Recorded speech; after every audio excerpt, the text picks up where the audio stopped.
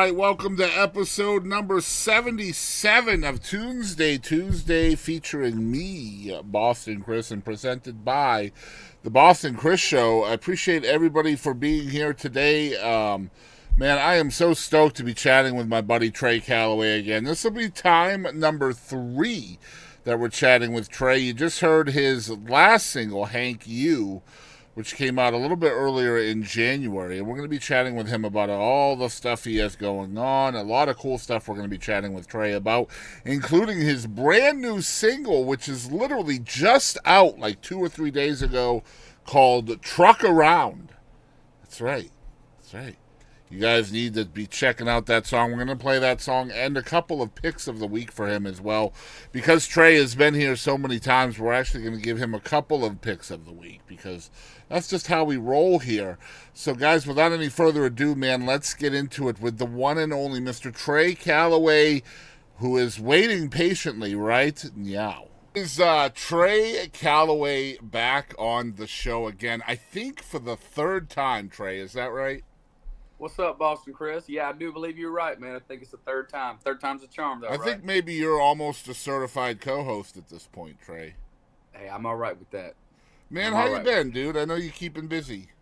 I've been good, man. I've been playing a lot of shows out on the road and working on some new material, releasing singles, trying to find the right people to go on the road with and do some touring and yeah, man, good things are happening. It's dude. That time of year, isn't it, man, when everything starts over and you have to be busy this time of year.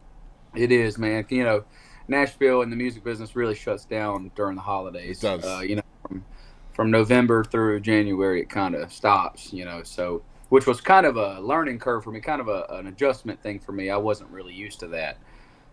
So it's taken some getting used to, but they're not lying, man. When they say it stops, it does. Yeah. So how'd you handle it, man? Because I know you're a beat the bushes hard kind of dude. You know, it's difficult to find. I'll work myself to death if I don't stop. You know, if I don't make myself stop. And I think a lot of Nashville's like that. So I think they purposely say, all right, I'm going to take this time off to be with my family, be with my friends, recharge my batteries, and then come back, you know, better than ever in the next year. And so it's been some adjustment. It's an adjustment because you're like, man, why can't we just work right now and get this part done? But you got to be patient with people. Is there a lot of with your team and stuff like that? Is there a lot of strategy going on over the holidays on how you're going to hit the new year? Yeah, there usually is. You know, we usually have some meetings, and I call my team the A team. So we usually have some meetings to kind of see what we're going to do, what the year's going to look like, and try to plan. You know, things always end up kind of changing a little bit as the year goes on. You know, you kind of say, well, that didn't work out, let's try this, or this did work out, let's do more of this, and yeah, absolutely, a lot of strategy meetings. Yeah, and I know one of the most important things for an artist and a brand when a new year hits is getting some content out that has that year behind it, right? So, yeah. Like if somebody goes to your page or your Spotify or your platform or whatever, you want to have some content that says 2026 after it, not 2025. Yeah, just so it looks like you're current and you're busy and you're not resting or whatever. And I mean, you released Hank You pretty quickly after the turn of the new year, right? We did, and that was what I was going to say. Is, you know, we tend to, you know, I've been releasing since I moved to Nashville. It's been a little over 4 years now. I believe here or there I've released a new single every 4 to 6 weeks since I've lived in Nashville. Yeah. And that's been a grind, but at the same time, it's like it's hard not to have current stuff when you're releasing music like that. And like we just released a new one called Truck Around. We did Hank You, we did Truck Around, and you know there might be 1 or 2 more that we release as singles, but I'm already working on a new album now. So I just have not stopped making music, and you know, connected to that content. Mm-hmm. And you're playing shows, and you have a family, and you've got all of this stuff going on in your life. 4 years in Nashville and just repeatedly waterfalling singles out there. Man, tell us some of the struggles of that, right? Because, I mean, it's awesome to be current and relevant and all of that stuff, but there's a lot of drawbacks to that, too, isn't there? Well, I do. I sacrifice a lot of time with my wife and my son. Sacrifice a lot of time with my family. Where I look at people who have more of a normal kind of job. They get to go home on the weekends, and my work starts on the weekends. And they get to kind of plan their year out a little bit better. For me, my schedule is always so up in the air. You never know what could change. I could get a call tomorrow that says, "Hey, so and so wants you to come out on the road, and he needs your answer by tonight." Yeah. And it's, of course, I would take the opportunity, and then I Hmm. would jump all over it. But then that would upend everything I had planned. It would change and turn everything over on its head. So there's a lot of that in the music business. That takes a mental toll on you after a while. It also, waiting on something that you're hoping happens that might not happen or happen as quick as you want it to also takes a mental toll on you. I think we as artists we'll put out a song we really believe in, and in my experience, I'll put a song out that I think is going to do great, and it doesn't. Yeah. And then it's the song that I'm like, oh, I don't know, man. We'll throw it at the wall and see what happens. And then that's the one people love. Yeah. I would say Thank You is a pretty prime example of that one. Back Road Believer was another example of that one for me. Songs that I didn't necessarily think were going to appeal to people really did. And so it just goes to show that I don't really know what's going to hit and what's not. I just Yeah, keep you're trying. preaching to the choir too, man. Like Yeah, the songwriters have been that way for yeah, millennia. I feel, yeah, you know, absolutely. the It, ones you it's all think are not going to hit are the ones that do, and vice yeah. versa. Yeah. Yeah, and I mean, you hear bands all the time say, the songs that they didn't believe in at first become their signature songs, Hmm. which is crazy. And sometimes they do, but sometimes they're like, we never thought this song was going to do what it did, Hmm. and it took off and took this life of its own, and now it's our signature song.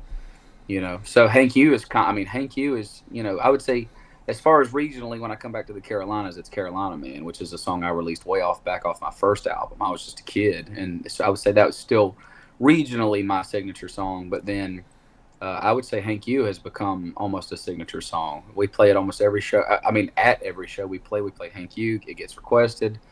Um, I mean, it's just people are loving that one, and I So never would have guessed. you talk about some of your early stuff kind of hitting from a live perspective, and then trying to get people to kind of take a chance or whatever on some of your new content. What's that like? Because I mean, people really really hold on to the things they love. So like trying to get them to love something new can be really difficult. This is one of the biggest struggles of having signature songs, is Mhm. that's all people want to hear at that point, Yeah. right? Yeah. Well, that's a great point you make, Chris. And I think honestly, I see both sides of it. I see when an artist gets frustrated because they go, I've got all this new stuff, all this new work I've been doing, and I want to show you that, because we're all artists and we all have that need to create new stuff. And then I also understand that side of the coin, that the people that fell in love with those songs they heard, that's what made you who you are in the first place. So I think you have to find that balance between giving the folks what they want. I've gone to see some artists and been a little frustrated because they played nothing but new stuff, Yeah. and it's like, man, play the hits, play the songs that people want to hear. But you can put the hits and the new stuff in the set list. I mean, that's kind of You, the point, right? I mean, you want to hit yeah, them with the old stuff so that they'll buy the new stuff. I mean, and it's, and I've recently become great friends with a man in the music industry.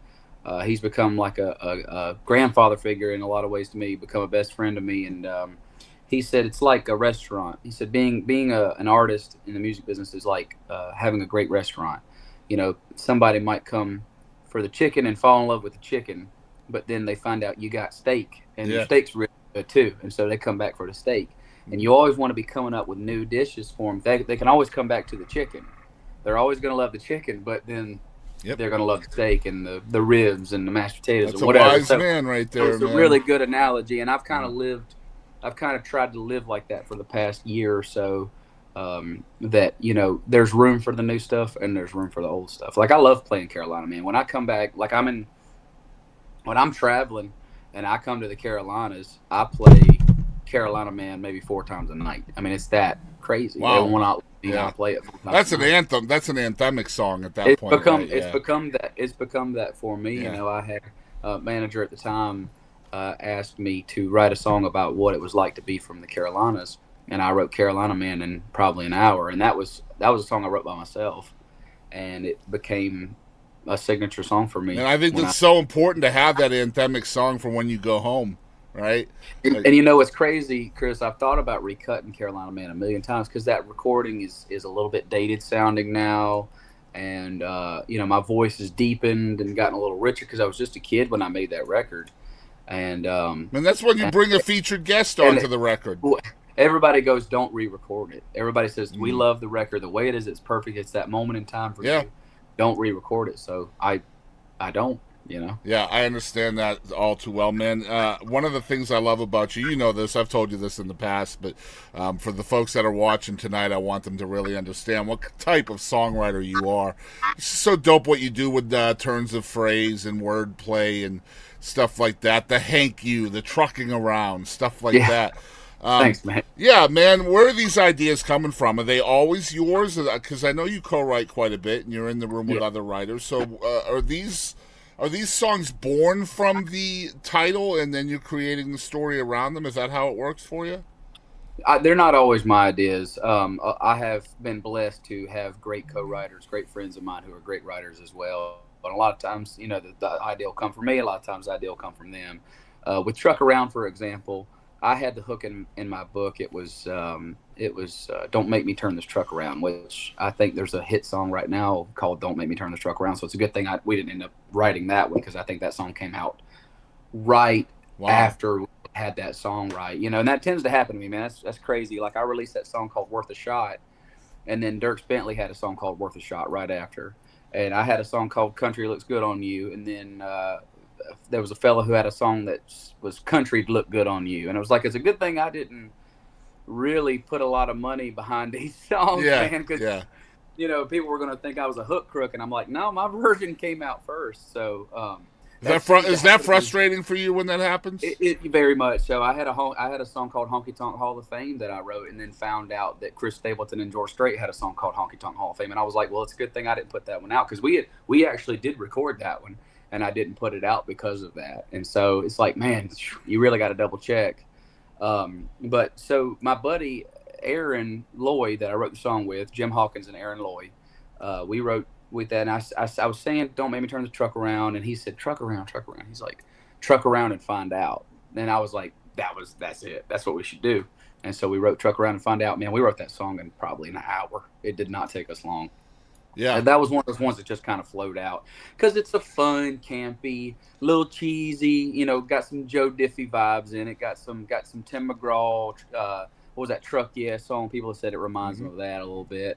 And for me, it's like, man, I've got all day long to sing the chair and tear in my beer stuff that really pulls at your heartstrings. And I love that kind of music, man. But I grew up as an entertainer. I grew up in clubs, you know, singing and getting people on the dance floor. And it's like, there's room for you to be the emotional guy and be the fun guy That's too. right. You know, I'm gonna make the kind of music I like. So that's it, and that's what happened. And we went and cut that one. That was one of the ones we cut at the Castle, which is Castle was a pretty famous studio. And man, that session was great. We make that move and truck around at the same time. And you talk about the frustration of a hook being kind of unpurposefully stolen from another Yeah, it's person. never intentional. I Right, don't. right. I try to I give want to people. talk about kind of when you're mining for gold in the co-writing room, and then you hit truck around and find out. How much pressure is there for you as an artist to get that shit out there now? Like we need to It's it's like pretty heavy. hyper Yeah, speed, right? Like let's yeah, get it's this in pretty the heavy. studio. Well, if you have a hook, sometimes you don't want to play a song out until you recorded it and Of put it out. course, yeah. I didn't play Truck Around until it came out. And there are some songs where I'm like I've got a song called "New Heart to Break," and we cut. I did my first ever recording session down on Music Row a couple of weeks ago. We're working on this new album, and we cut that one at Soundstage. And there was a song called "New Heart to Break" that I wrote with a buddy of mine, and that's one that I just don't care. If somebody steals that song, they're gonna have to just steal it because to me, it's like I love playing it live. And we almost recorded that one. It was about this close, and we just ran out of time. We got six done. We were going to do seven. It was going to be that one, but I play that song out there all the time, man. I love it. And that's a double edged sword too, because a lot of times these songs, perhaps they make it to the studio because of how they hit in a live setting. And Mm-hmm. so if you're scared to play it in a live setting because you don't want the hook or whatever, the idea to be, picked up by another person, you don't get that experimental nature of knowing if it's going to hit an audience or not. There is a gamble. There Yeah. definitely 100% is a gamble where you say, I like the song. I hope the world likes the song. I think that Truck Around is going to go down as being a song that cooked for a little while. That people are going to find as they come to find more and more of my music. I think Truck Around is going to be one of the ones that did. Like, we played it. I think it was about a week before it came out. I did a show up in Ohio at the Dusty Armadillo, and we debuted it there live, and it's a live show song. I don't think the record even captures the energy. I mean, when we played it, people loved it, man. I mean, by the second time I sang Truck Around and Find Out, they were all singing it with me. Yeah. It's that kind of song. It's not a super deep song. I didn't mean it for it to be a super deep song. It doesn't need to be, man. There's a place for those, right? Those are kind of the different sides of the seesaw, so to speak. You can't have too many fun songs on one side of it, and you can't have too many sad, emotional, ballady type of songs on the other side of the seesaw. You want that sumbitch to be right there in the middle, both sides the same weight. And if you can achieve that at a live show, then you're reaching everybody in the room, I think, and that's really important as a live artist, because at the end of the day, you're a brand, you're working, and you're trying to get people onto your team, and the more people you reach, the better, right? So if you're playing all Truck Around songs, then it's not going to work. Yeah. I've always hated when I hear an artist say something like, "Well, that's not on brand for me." Like, that's just so weird. Dude, man, can I tell you a story, Trey? Yeah, sure. So you just reminded me of a story that there's a song out there called "The Good Stuff." I'm sure you know the song, Kenny Chesney, right? Yeah. So prior to that song, Kenny Chesney was known as that fun artist, the honky tonk, driving up tempo kind of guy. And the songwriter of The Good Stuff is a guy named Jim Collins. I'm sure you might be familiar with Jim. Yep. And the song was pitched to Kenny Chesney, and Kenny said, "No, that's not my brand. That's not who I am. That's not what my listeners and my audience are looking for." And for whatever reason, somebody convinced him to cut the song. And you can thank God, it's absolutely right, because the song's iconic with that marriage between Kenny and song. But you can literally look at Kenny's catalog, pre-Good Stuff and post-Good Stuff, and see the dynamic shift between good old boy having fun and holy crap, he's talking about stuff that matters. And now look at his shows. They're that perfect seesaw balance. 100%. I mean, Kenny Chesney in my book he's one of my musical heroes. I mean, you talk about somebody who just flat out outworked everybody. Yeah. When I first moved to Nashville, I had a meeting with an industry executive. I can't exactly even remember who it was at this point, but that person told me I knew Kenny when he moved back. When he moved to Nashville back in the late '80s, he was, he wasn't the best looking, he wasn't the best singer, he wasn't anything. But there was one thing about that guy: he had some serious work ethic, and he was not going to fail. And he could write. He could absolutely write. Yeah. And he's a great entertainer, and I think he is a good singer. So I think he embodies kind of what I want to do, which is just working. When Jim told me that story, man, I thought about all the damn songs that Kenny released after that song that weren't on brand for him. There goes my life. A lot of things different. There's so many. Anything but mine. Yeah. There's so many, dude. There's so many. Yeah.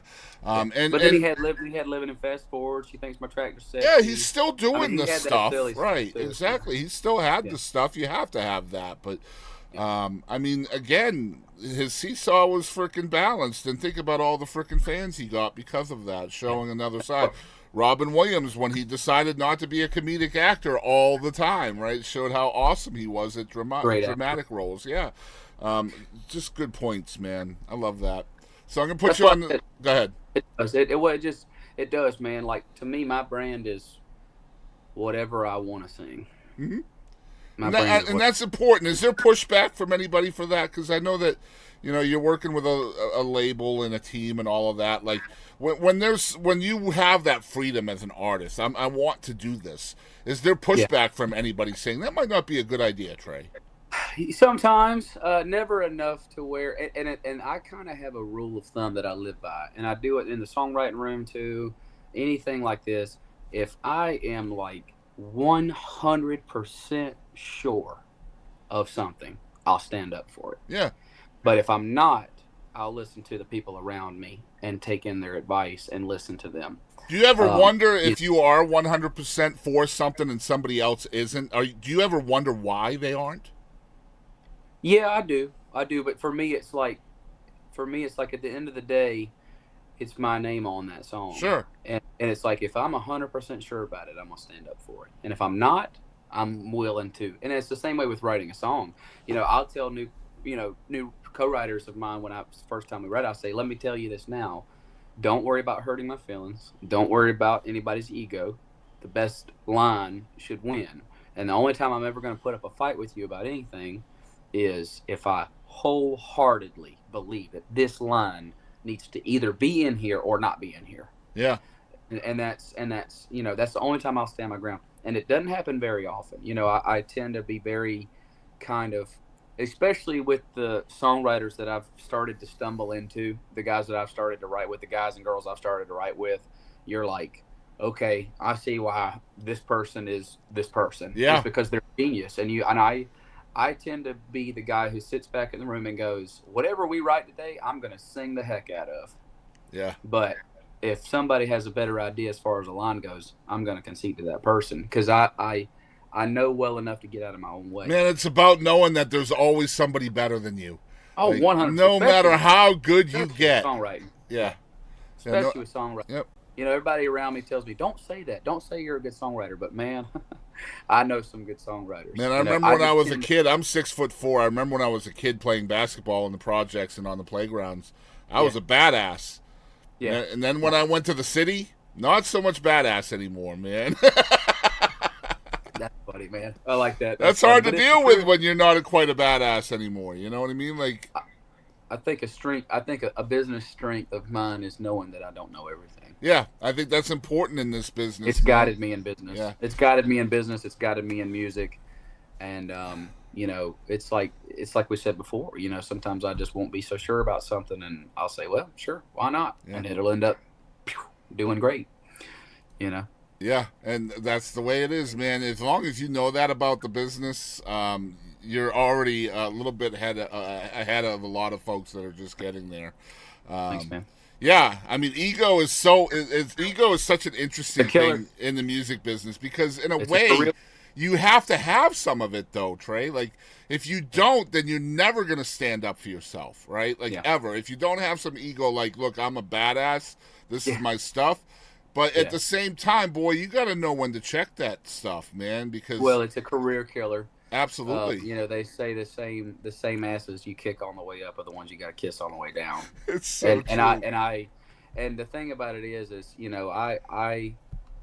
I treat everybody the same, whether they're an executive at a record label, whether they're a grandma at one of my shows that comes up to me and goes, I just love you. Yep. I love this song. And I treat that person exactly the same as I treat that person who's got some kind of, could have some kind of effect on my music. Yeah, and that resonates with both of those people, I assure 100%, you. 100%, man. Yeah. And another thing, too, any songwriter can pitch me a song, can send me a song, and I always make them the same promise.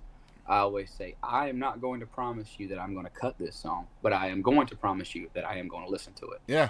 And I think artists shoot themselves in the foot when they don't do that. I think when you as an artist get behind a wall of screening songs coming into you, you're only hurting yourself. Somebody believes in you enough to send you their best work, to send you a song that they truly believe in, even if it's not a good song. That person deserves the chance to be heard. And I really believe that. And I've tried to live that way. And it's not easy, man, because I'm starting to get pitched more and more songs. And that's hard as a songwriter too, because you can Yeah. just you can just go into your room, start writing yourself. But the thing about it is I always kid around and joke about it. I mean, I love writing songs, but I always joke around about it. And it says I want to be able to come into the record label and go, all right, what do we got to pick from? Oh, here's 150 songs. Pick your favorite 12, and we're gonna go cut them. I mean, it's like that sounds like a great plan to me. It was good enough for Conway Twitty. It was good enough for George Strait. Yeah. Good enough for Cody Johnson. Yep. Good enough for Garth Brooks. Good enough for all these guys. It's good enough for me, man. And that's what Nashville's built around is the song. It took me a while to really truly realize that the right song can make or break you. And with this new album I'm working on specifically, man, I just feel like I'm so close. I'm that one song away, man, and it just. That's what's up, man. New music is exciting, man. I love that. Just keep on clawing. So Trey was on this show back in September. It is now March, so that's Has almost. It been that long? It has been, yeah. This is almost 6 months. It doesn't feel that long, but we have this thing on the show called Pick of the Week, and so this week is Trey's Pick of the Week. In September, he picked a song called "Bluebird" by Sean Ward. Perhaps you remember that, Trey. So the only reason why I mentioned that is because you're not allowed to pick the same song a second time. Okay.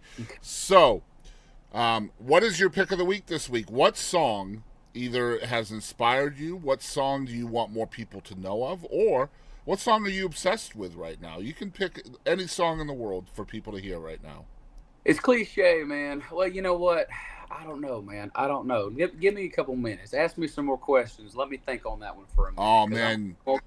I'm gonna give you a good one. Well, if that's the case, then I'm gonna dig out some of my content from the other show. If you're gonna give me more questions, that sounds good. That sounds good, man. All right, so let's do. I'll pull a couple of these wacky questions from What the Heck. Well, that's what we'll do. I like this. Man, I like this game. We played this game before. We did. So Trey, I got to know, what is your best joke, man?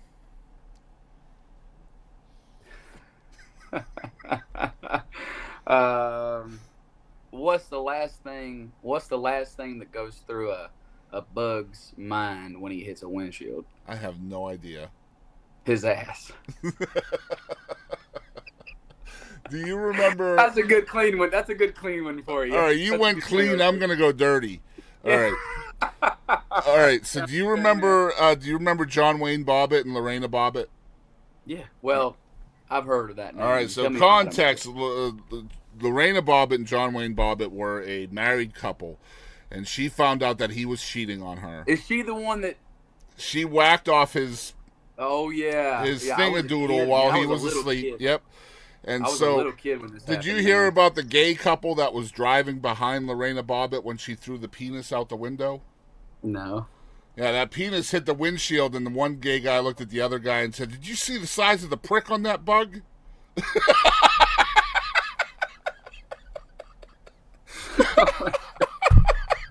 That's terrible. That's terrible. It's funny, but it's terrible. Man, you bad. You're gonna get in trouble, man. You're gonna get canceled. Hey, look, Chris. I did not say a single bad word in that entire thing. Prick is not a bad word. What was it that George Carlin said? George Carlin said you on TV, you can prick your finger, but you can't finger your prick.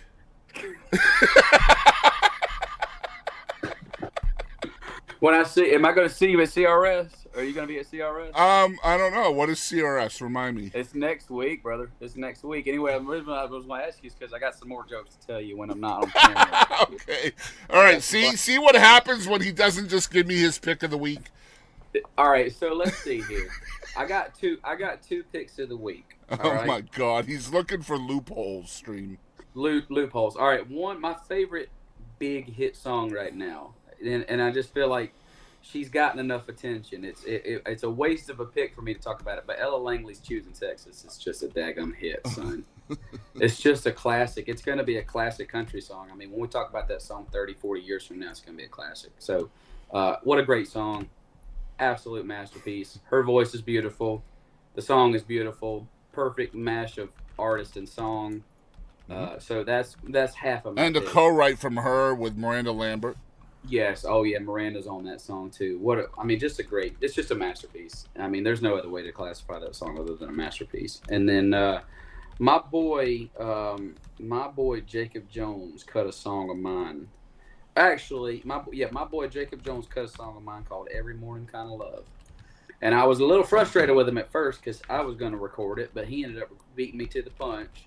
But his version is absolutely amazing. It's a great song. I helped him. Me and him and Richie Brown wrote it.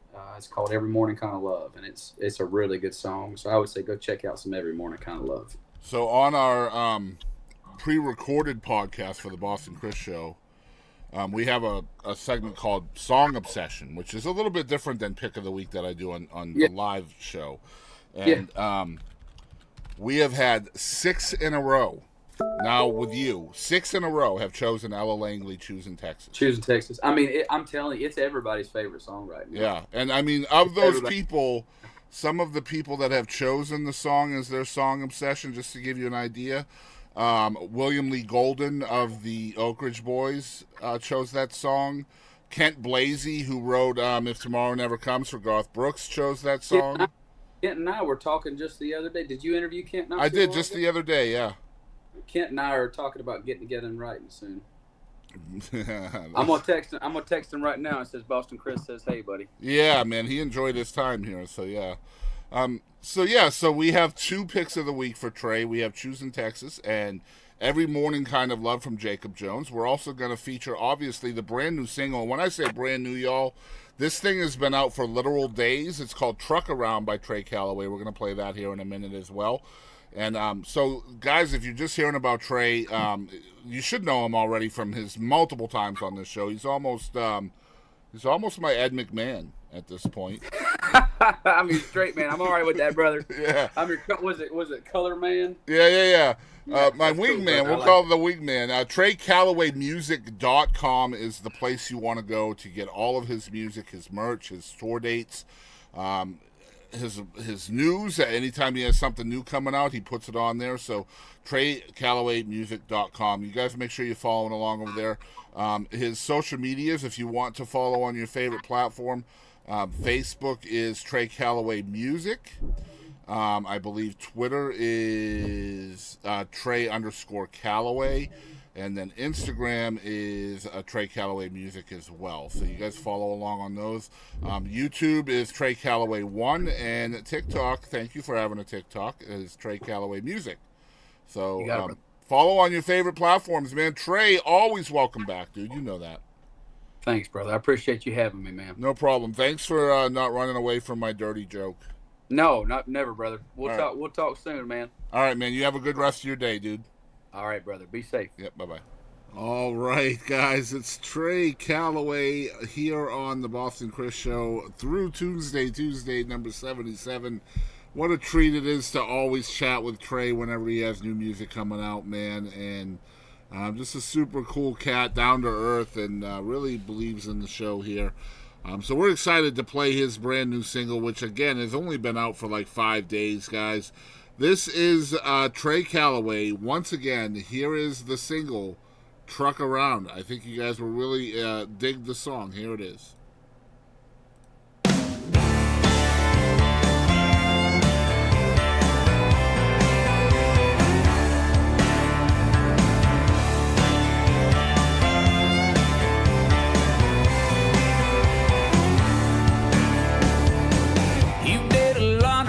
Setting boys, they drive around in their fancy toys, their Lamborghinis and Mercedes and they BMWs. Oh, you know it's true, girl. They're all afraid of a little bit of mud, but I don't worry about them getting it stuck. I'll change your mind in a hillbilly minute. My ride is ready, just need you up in it. Come on.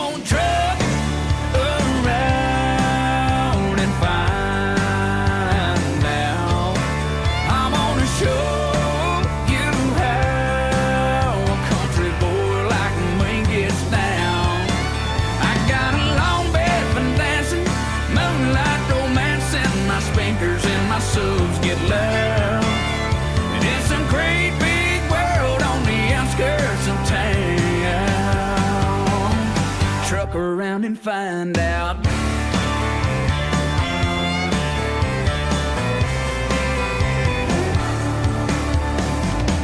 You'll tread the for some Lucchese blues.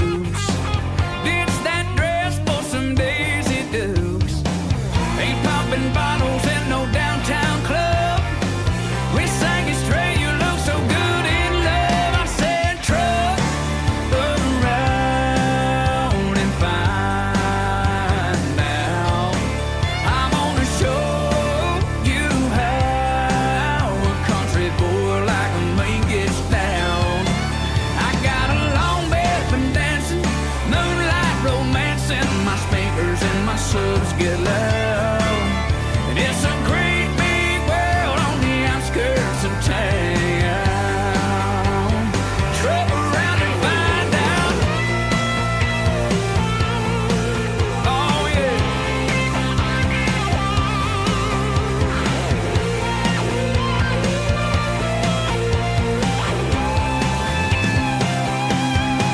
Come on and truck around and find out.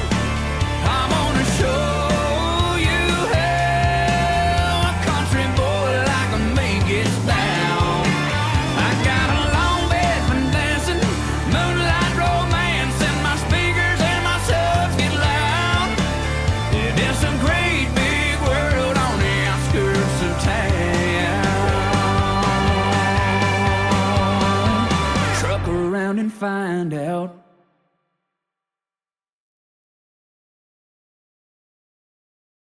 All right, the brand new single, Truck Around and Find Out, from my buddy Trey Calloway. What a great tune. And we're going to get into the two different songs of the week that he has picked. Because I love Trey, we're going to give him two. Because he's always on the show. He is almost on the show as much as I am on this show. Okay, so So we're gonna get into that here in a moment. Just trying to get this set up for y'all. The first pick of the week that we are gonna play is a song that Trey also wrote. It's called "Every Morning Kind of Love," and it's by his buddy Jacob Jones. So y'all check this out. It's Jacob Jones, "Every Morning Kind of Love."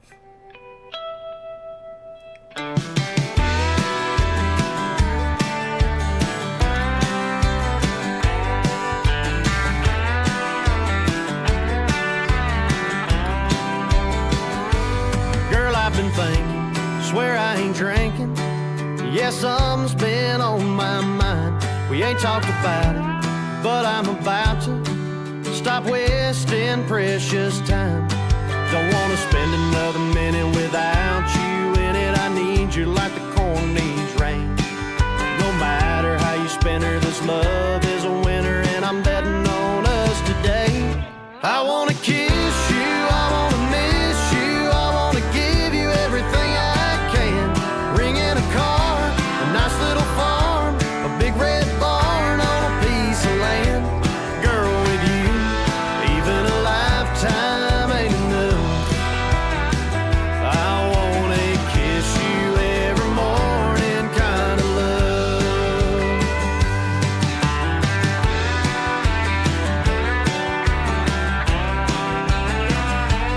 We've come far from where we first started. Back then we were both so young, kids without a clue. I already knew you had my heart right there at day one. Ain't it funny how a little smile led to a truck? Right now you're here by my side, and I'm thinking about a little white picket fence, knowing that I'm gonna make you my wife.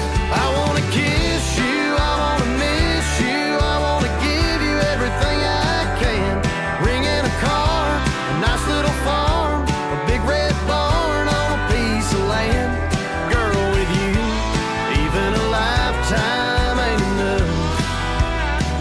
I wanna kiss you every morning, kind of love.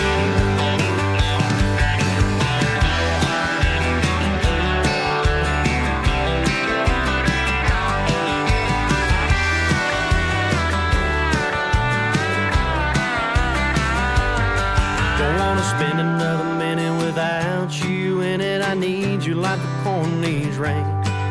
No matter how you spin her, this love is a winner, and I'm betting on us today.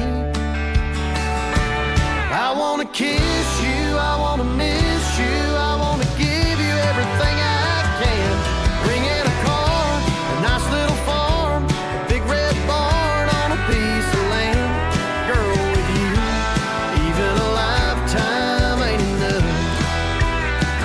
I wanna kiss you every morning, kind of love. I wanna kiss you every morning, kind of love.